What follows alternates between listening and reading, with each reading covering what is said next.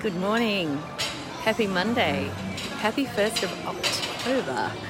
I'm incredibly happy to be greeting October. I've had this sense that September has been, September's been an interesting month for me and for my business.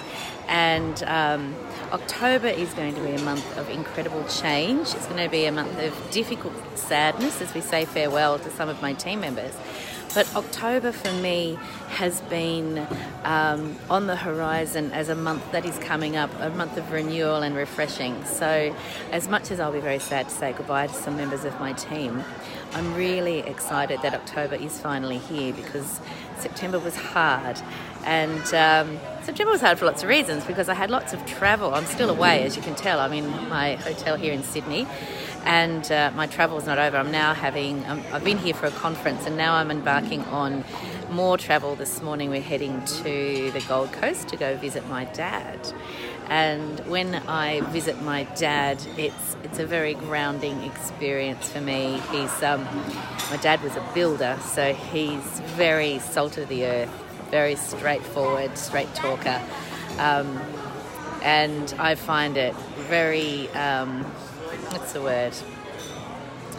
reinvigorating, I guess, just to spend time with him and get back to the simple things in life. And my kids are coming with me. We're going to spend a lot of time, I think, having barbecues and sitting around my dad's pool in his backyard over the next few days. So I will not be home again until Friday. Hey, Jen. And so for me, the coming of October has also meant the coming of an end to travel for at least a little while. I've got no travel. Once I get home, I've got no further travel planned for the rest of October. September was a busy month. And I can just focus on what is coming ahead for the rest of this year. I've got 90 days for the rest of this year. And it's going to be a 90-day springboard, if you like, into what's coming for next year. So there's so much about October that is filling me with excitement and anticipation and like a sense of renewal. Having been at the conference this past couple of days, so it was the Australian Psychological Society's National Congress, so it brings psychologists from all walks of life within the field of psychology from all over Australia and outside of Australia together once a year. Lots and lots and lots of research papers and symposia and how-to sessions and workshops, and I think we figured out at one point there were like 12 concurrent sessions going on simultaneously. So it's a very busy conference and you can't possibly see all of it. And I was privileged to speak twice at the conference in little mini how-to sessions, which I've posted the recordings of. If you've missed those, you can scroll through and find the presentations that I gave around incorporating students on placement into my private practice. Do you know, it still amazes me how surprised people are to consider that it's even possible to have students on placement in private practice. So many private practice owners just haven't thought that they could do that because it's felt overwhelming and it's felt daunting. So by Sunday I was giving away as many copies of my book on the topic as I could, because it's a message that I'm really passionate about getting out there, that having students in your private practice is a great experience for the students. It's a great way to contribute back to our profession by training up new psychologists, and it's also a great experience for you as a practice owner.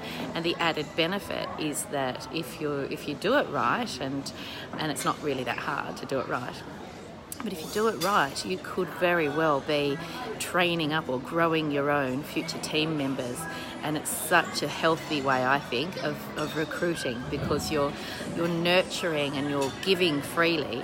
And then those students, once they're ready, they're already trained, and so they already know what the go is in your practice. And so it's a free choice for them to know what they're getting into with private practice, because that can be a bit daunting for some new graduates as well. And I think a lot of new graduates end up in private practice, and not all of them are fully supported.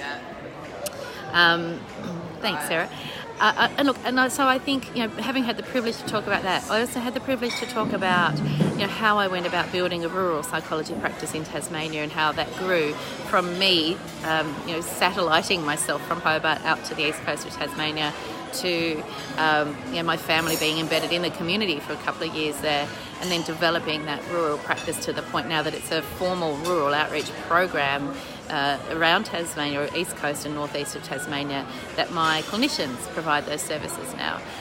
How did I go about doing that, and how did I go about ensuring that as best we can it's an ongoing, sustainable, viable service that I'm committed to providing to those rural communities into the future, regardless of what happens to funding and so on. So how we go about doing that in the future is my constant challenge, is to stay ahead of myself and figure out how that happens.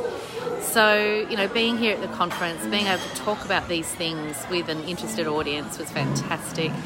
Being able to get those messages out there was fantastic. Some of the conversations I had after my presentations and then in the days that followed were just so exciting for me and so invigorating. I've used that word a few times this morning, invigorating and refreshing, to have those conversations and know that the work that I do does inspire others sometimes. And that's just, what's better than that, knowing that what you're doing is an inspiration to somebody else to do similar.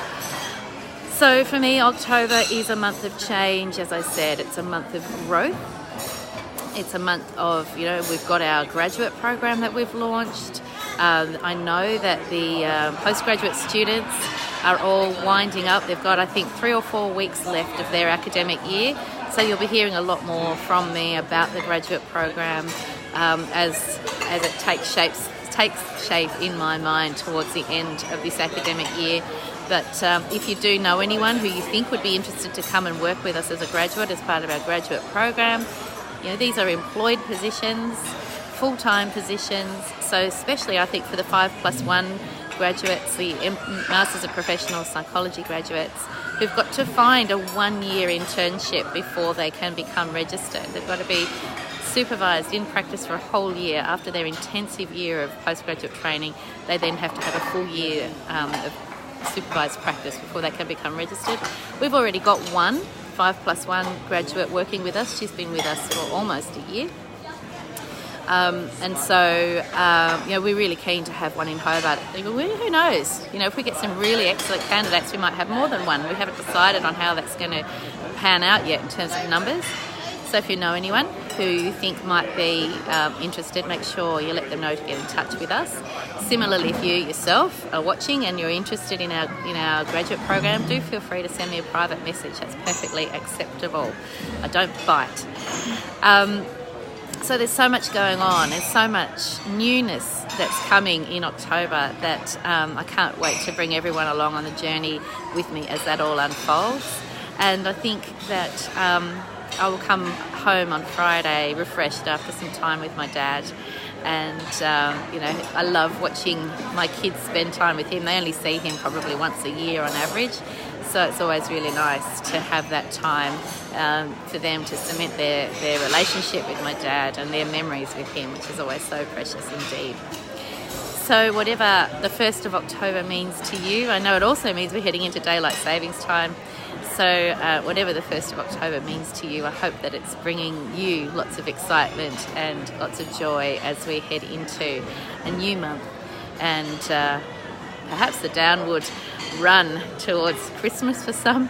But I hope it's a great day for you at the very, very least. So whatever you're doing today, make it fabulous. I'll talk to you soon. Bye-bye for now.